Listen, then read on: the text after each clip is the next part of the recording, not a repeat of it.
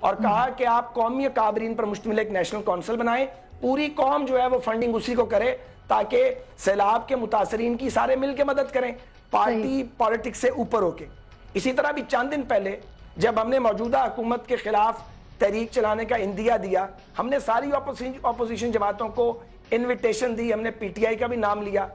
تو بعض لوگوں نے سوچے سمجھے بغیر ہم پہ اوفینس لانچ کر دیا, ہم ان سے گلہ نہیں کرتے. اسی طرح مجھے یہ کہنا ہے کہ ہم نے اپنا پارٹی انٹرسٹ اس وقت بھی واچ نہیں کیا جب لانگ مارچ کے بعد ہم ہائیسٹ پوڈیم پر تھے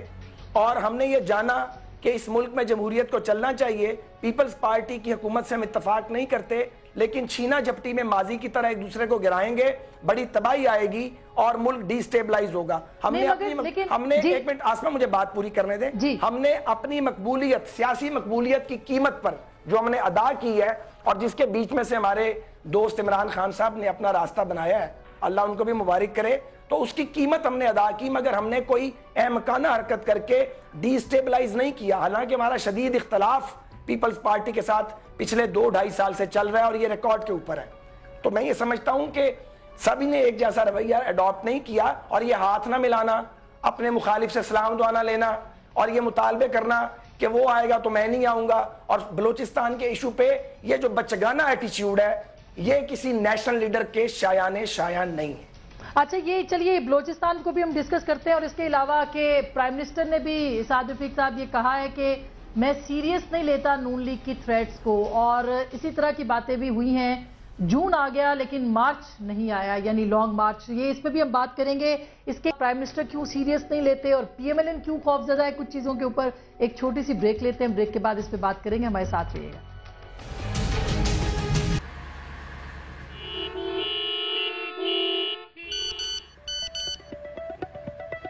ڈرائیور, گاڑی دوسرے راستے پر موڑ لیں, یہاں سے ریلی نکلنے والی ہے. گاڑی میں ہوں پر خبروں سے دور نہیں, کیونکہ جانتے رہنا لازمی ہے. تو ابھی اپنا فون اٹھائیے اور Samaa S M S news alerts حاصل کرنے کے لیے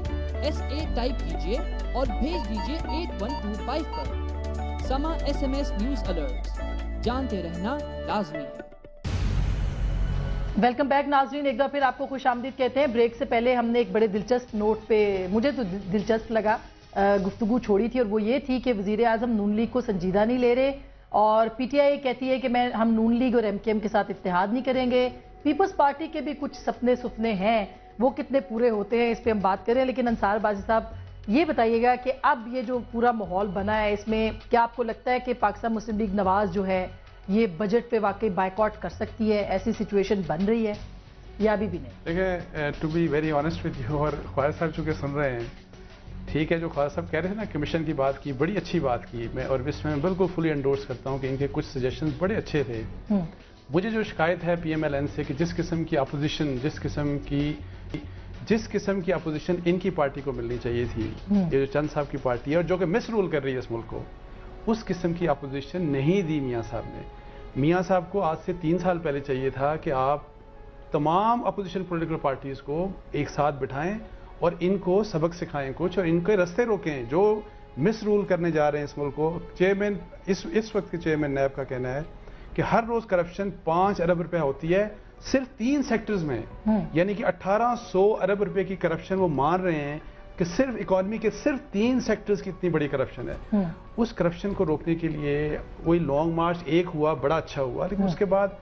جو کوئرسو میئرز ہونے چاہیے تھے ان کو کوئرس کرنے کے لیے, ان کو مجبور کرنے کے لیے کہ یہ ٹھیک ہو جائیں, ان میں سے کچھ بھی نہیں کیا گیا. اور خواجہ صاحب اس بات کے گواہ ہیں. ایک منٹ نہیں, آپ کو سوال میں نے کرنا ہے نا, آپ ایک ہی بار جواب دینا. 1 منٹ آپ ذرا بتائیں کون سے میئرز کرنے چاہیے تھا اور کون سی اپوزیشن پارٹیز تھیں جنہیں ہم نے اکٹھے کرنے کی کوشش نہیں کی اور وہ اکٹھی ہونے کے لیے تیار تھیں؟ آپ بڑے عالم آدمی ہیں, بتائیں نا. خواجہ صاحب دیکھیں,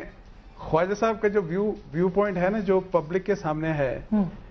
وہ ایک ڈیفرنٹ ویو پوائنٹ ہے. ظاہر ہے ان کو اپنی پارٹی کی پالیسیز کو ڈیفینڈ کرنا ہے. مجھے پتا ہے خواجہ صاحب ان لوگوں میں سے ہیں جو ہائیلی کرٹیکل ہیں اپنی پارٹی کی اس پالیسی کے, ہاں اندر جو فرینڈلی, جو ان کی فرینڈلی اپوزیشن کا جو بات ہے, اور اسی لیے جو چونکہ آپ نے بات کی نا, دیکھیں جو ابھی گرما گرمی آئی تھی اور ایکسپیکٹ یہ کیا جا رہا تھا کہ ظاہر ہے ان کی جو گورنمنٹ ہے ان کو اگینسٹ دا وال پش کیا جانا چاہیے اور اس سختی سے کیا جانا چاہیے کہ کچھ تو سدھریں یہ. لیکن آپ دیکھیں کہ وہ ایک دم سے ٹھنڈا ماحول پڑ گیا, اب پتہ نہیں کہ کہاں پہ ہوگا, وہ لانگ مارچ کب ہوگا؟ ویسے خواجہ صاحب یہ بات تو ہے نا، یہ بات سوال تو خیر میں 3 سال کی بالکل بات نہیں کری، کیونکہ میں خود ان لوگوں میں سے جو کہتے ہیں رسپانسبل اپوزیشن ہونی چاہیے تھی اور ہوئی ہے، مگر یہ جو آخری کچھ دن اب تو الیکشن بہت قریب ہے، اب بھی وہ پالیسی نظر نہیں آ رہی کہ کوئی پریشر بلڈ اپ کیا جائے الیکشنز کے لیے، اور مجھے تو اکتوبر میں بھی انتخابات ہوتے دکھائی نہیں دیتے. کیا کہتے ہیں آپ خواجہ صاحب؟ نہیں، میں بڑے ادب سے آپ سے اور میرے اپنے محترم بھائی اور دوست انصار عباسی صاحب سے اتفاق نہیں کرتا، اور میں یہ سمجھتا ہوں کہ جس لانگ مارچ کا ہم نے اعلان کیا ہے وہ لانگ مارچ، ظاہر ہے لانگ مارچ کوئی بھی اعلان کرے وہ بچوں کا کھیل نہیں ہوتا، اس کے لیے 3-4 مہینے کی بھرپور تیاری کرنی پڑتی ہے، اور اس میں سے کافی تیاری ہم نے کی ہے. اور پچھلے دنوں جو ہم نے احتجاج کیا ہے، نواز شریف صاحب نے سندھ اور پنجاب میں اور KPK میں جا کے جلسے کیے ہیں، وہ اسی لانگ مارچ کی پریپریشن کا حصہ ہیں. اور یہ بجٹ اب آ رہا ہے 2-3 دن بعد، تو بجٹ کے لیے ہم نے اپنی حکمت عملی بنا لی ہے، جو میرے پاس مینڈیٹ نہیں ہے کہ میں ٹی وی چینل پہ بیٹھ کے اس کا اظہار کر دوں. نہیں، ہم نے سنا ہے کہ کوئی بجٹ کے اندر بائیکاٹ کیا جائے گا سیشن کا، اور کچھ اس قسم کی اطلاعات ہیں ہمارے پاس. نہیں آسما، اور دھرنا بھی ہے ایوان صدر کے سامنے، کچھ اس قسم کی خبر بھی ہے. آسما، گزارش یہ ہے کہ میں آپ کی خبر کی تردید یا تائید نہیں کرتا، لیکن محض بجٹ کا بائیکاٹ کرنے سے کام نہیں چلے گا. ہم انہیں قومی اسمبلی کے اندر بھی انشاءاللہ ٹف ٹائم دیں گے، کیونکہ ہمارا موقف یہ ہے کہ ایک غیر آئینی وزیر اعظم کی غیر آئینی جو وزیر خزانہ ہے وہ بجٹ پیش کرنے جا رہا ہے، اور جو بجٹ یہ بنا رہے ہیں ابھی سامنے نہیں آیا. ہماری اطلاع یہ ہے کہ اس میں حقائق کو اور فگرز کو مسخ کیا جائے گا. اچھا ٹھیک، اچھا یہ تو ہم اپوز کریں گے گلیوں اور بازاروں اور سڑکوں پر. کیسے کریں گے؟ یعنی ایوان کے اندر نہیں ہوں گے، گویا بائیکاٹ ہو سکتا ہے. شفقت صاحب، یہ جو حقیقی اپوزیشن کی ریس لگی ہوئی ہے آپ اور نون لیگ کے بیچ میں، اس میں عوام یہ چاہتے ہیں کہ وہ یہ سنیں کہ یہ الیکشن کب ہوں گے، کون حکومت کو منوا سکے گا کہ انتخابات ہوں. ہم یہ نہیں کہہ رہے کہ کوئی سول نافرمانی ہو، بغاوت ہو، لیکن انتخابات جو کہ ایک جینون ایک طریقہ ہے، اس کے لیے تو لگتا ہے کہ ابھی پی ٹی آئی بھی تیار نہیں ہے، اور PMLN اب احتجاج باہر کرے گی، تو آپ کیا کریں گے؟ کیونکہ مقابلہ سخت ہے. ہم تو احتجاج کر رہے ہیں نا جی، ہم نے تو 20-25 شہروں میں کیا بھی ہے. دیکھیں سعد رفیق صاحب کے معذرت کے ساتھ جو باتیں انصار عباسی صاحب نے کی ہیں وہ بہت کلیئرلی بتاتی ہیں کہ کیا کردار رہا ہے PMLN کا، اور میں ان سے کلی طور پہ اتفاق کرتا ہوں. اب آپ نے الیکشن کی بات کی، جو ہم نے یہ مطالبہ کیا ہے PMLN سے، وہ کیوں کیا ہے؟ 2 ریزنز کے لیے. Resignation from national assembly and Punjab کا کیوں کہتے ہیں ہم؟ ایک تو یہ کہ جو پاسٹ ریکارڈ ہے اس کی وجہ سے ہمیں کچھ خدشات ہیں، کچھ ہمیں خدشہ ہے کہ پتہ نہیں کل کو پھر بات کو آگے بڑھا کے پیچھے نہ ہٹ جائے. اور دوسری بات یہ ہے کہ آپ کہہ رہے ہیں کہ اکتوبر میں الیکشن ہو، الیکشن کرانے کے لیے تو وہ کب کریں گے سر؟ آپ نے بھی تو ماحول پیدا نہیں کیا نا. عباسی صاحب نے تو یہ بھی کہا ہے نا کہ پارٹی کا تو کوئی ارادہ نہیں ہوگا، اور وہ تو یہی سمجھ میں آ رہی ہے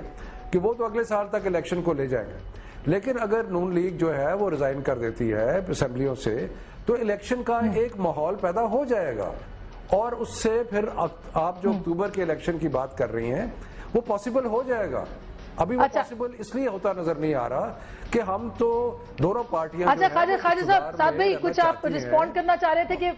شفقت صاحب کی بات کے اوپر؟ جی. میں یہ ان کی خدمت میں اور ان کے توسط سے ان کی جماعتی قیادت کی خدمت میں، جن میں بعض تجربہ کار سیاستدان ہیں اور بعض خیر سے اناڑی سیاستدان ہیں،